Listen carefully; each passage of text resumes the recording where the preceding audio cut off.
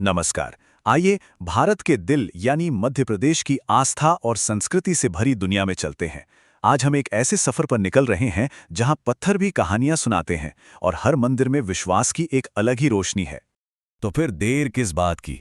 चलिए साथ मिलकर इस यात्रा की शुरुआत करते हैं और मध्य प्रदेश के उन पवित्र कोनों को करीब से जानते हैं जहां सदियों से भक्ति की धारा बहती आ रही है।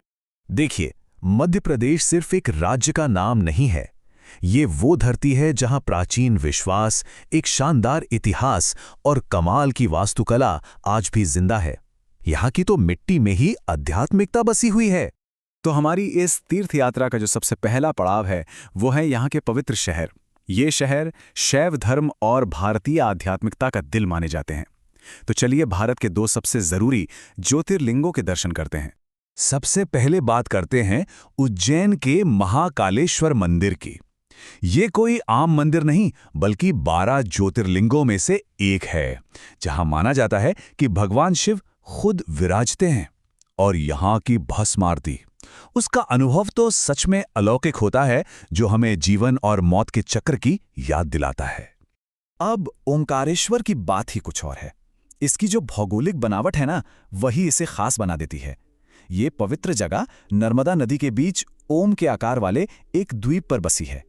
यहाँ ओमकारेश्वर और ममलेश्वर को जुड़वा मंदिर कहते हैं और ये दोनों मिलकर एक ज्योतिर्लिंग को पूरा करते हैं। उज्जैन में ही एक और बहुत ही अनोखा मंदिर है, काल भैरव मंदिर। पता है यहाँ की सबसे दिलचस्प बात क्या है? यहाँ भगवान को प्रसाद के रूप में मदिरा चढ़ाने की सदियों पुरानी परंपरा है। ये बात इसे पूजा का एक बिल्कुल ही अलग स्थान बनाती है। उज्जैन की आध्यात्मिक यात्रा हर सिद्धि मंदिर के दर्शन के बिना अधूरी ही मानी जाएगी। ये भारत के 51 शक्ति पीठों में से एक है। शक्ति पीठ मतलब वो पवित्र स्थान जहां पौराणिक कथाओं के अनुसार देवी सती के अंग गिरे थे। कहते हैं कि यहां उनकी कोहनी गिरी थी, इसीलिए ये शक्ति और आस्था का एक बहुत बड़ा केंद्र है। चलिए अब अपनी यात्रा को एक ऐसी जगह पर ले चलते हैं जहां आध्यात्मिकता का कला के साथ एक अद्भुत संगम देखने को मिलता है। जी हां, हम बात कर रहे हैं खजुराहो की। खजुराहो कोई एक मंदिर नहीं है, बल्कि यहाँ मंदिरों का एक पूरा समूह है और इसे यूनेस्को ने विश्व धरोहर का दर्जा दिया है। यहाँ के पत्थर सिर्फ पत्थर नहीं है, ये तो वो कैनवस हैं जिन पर कारीगरों ने अपनी कला को जिंदा कर दिया है।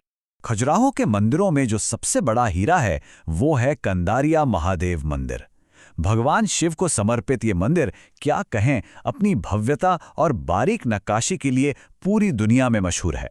इसका शिखर ऐसा लगता है मानो कैलाश पर्वत को ही जमीन पर उतार दिया गया हो। वाकई वास्तुकला का एक बेजोड़ नमूना। अच्छा, अब थोड़ा आगे बढ़ते हैं और देखते हैं कि मध्य प्रदेश कैसे अलग अलग धर्मों और देवी देवताओं की पूजा का एक शानदार संगम है। असल में यही विविधता तो इसकी असली पहचान है। भोजेश्वर मंदिर को देखकर लगता है कि प्राचीन भारत के लोगों के सपने कितने बड़े थे। यहाँ एक ही चट्टान से तराशा गया दुनिया का सबसे बड़ा शिवलिंग है। भले ही ये मंदिर आज अधूरा है, लेकिन इसका विशाल आकार देखने वालों को हैरान कर देता है। इंदौर शहर तो जैसे भगवान गणेश की भक्ति में डूबा रहता है। यहाँ एक तरफ बड़े गणपति मंदिर में गणेश जी की एक बहुत बड़ी मूर्ति है, तो वहीं दूसरी तरफ खजराना गणेश मंदिर लाखों भक्तों की आस्था और उनकी मनोकामनाओं का सबसे बड़ा केंद्र बना हुआ है। मैहर देवी के भक्तों के लिए एक बहुत बड़ा तीर्थ स्थल है। यहाँ एक और मां शारदा का मंदिर है, जिन्हें संगीत और ज्ञान की देवी माना जाता है। तो वहीं अष्टभुजा देवी मंदिर तक पहुंचने के लिए 1063 सीढ़ियां चढ़नी पड़ती हैं। ये भक्ति की सच्ची परीक्षा ही तो है। चलिए अब इस तीर्थ यात्रा में थोड़ा रोमांच भी जोड़ते हैं। पचमढ़ी की सुंदर पहाड़ियों में कुछ मंदिर प्राकृतिक गुफाओं के अंदर बने हैं। जटाशंकर और बड़ा महादेव मंदिर, ये दोनों ही प्रकृति और आस्था के मिलन के खूबसूरत उदाहरण हैं। ग्वालियर के किले में बना तेली का मंदिर वास्तुकला का एक बहुत ही अनोखा नमूना है। इसकी बनावट में उत्तर भारतीय और दक्षिण भारतीय दोनों शैलियों का एक सुंदर मेल देखने को मिलता है। यही बात इसे बाकी मंदिरों से बिल्कुल अलग बनाती है। अब चलते हैं जैन धर्म की शांत और सुंदर दुनिया में। दतिया के पास सोनागिरी में एक पहाड़ी पर संगमरमर से बने 77 जैन मंदिर हैं। यहाँ का माहौल इतना शांत है कि एक अलग ही तरह की आध्यात्मिकता का एहसास होता है। जैन धर्म का एक और अहम तीर्थ है बड़वानी में स्थित 52 गजा। ये जगह अपनी एक खासियत के लिए बहुत मशहूर है और वो है जैन धर्म के पहले तीर्थंकर भगवान आदिनाथ की एक बहुत ही विशाल मूर्ति। ये मूर्ति 84 फीट ऊंची है। सोचिए जरा, एक ही चट्टान को तराशकर इतनी बड़ी और इतनी शानदार मूर्ति बनाना उस जमाने में इंजीनियरिंग और कला का कितना कमाल का नमूना रहा होगा।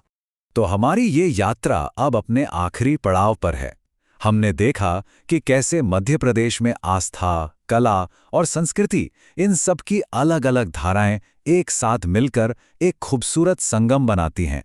तो आखिर में हम यही कह सकते हैं कि मध्य प्रदेश भारत की आध्यात्मिक और कलात्मक विरासत का एक जीता जागता म्यूजियम है। ये एक ऐसी जगह है जहां हर पत्थर कुछ कहता है और हर मंदिर विश्वास को एक नई पहचान देता है। ये यात्रा यहाँ खत्म होती है, लेकिन एक सवाल के साथ। इन सभी अद्भुत जगहों को जानने के बाद ये सोचने वाली बात है कि मध्य प्रदेश की कौन सी विरासत हमारे मन पर सबसे गहरी छाप छोड़कर जाती है। इस शानदार सफर में हमारा साथ देने के लिए आपका बहुत बहुत धन्यवाद।